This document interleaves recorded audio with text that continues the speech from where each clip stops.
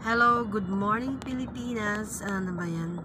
Stop na naman. Ito po yung karaniwang senaryo dito sa bansang Qatar pag sa umaga, syempre isasend yung mga bata sa school, tapos uwi ng bahay, but on the way home there is always a traffic jam.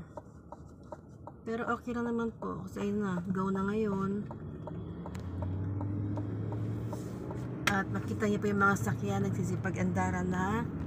Yung iba pupunta sa work, iba naman po pupunta sa mga school. Yung iba po may mga gagawing trabaho. Kaya po, enjoy lang naman po dito sa bansang ito.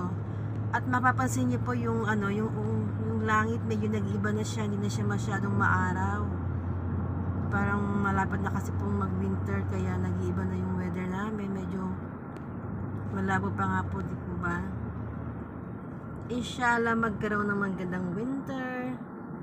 Punta kung saan saan, tatayo ng kema, iinom ng chai karak, tea with milk yun. Pag sabi pong chai karak, tea with milk, tapos tea, tapos magko-coffee.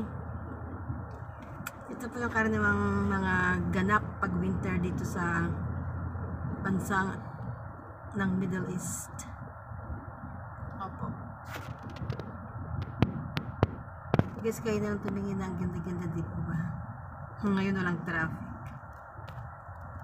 Okay, tagal ko na rin po rito hindi nag-vlog.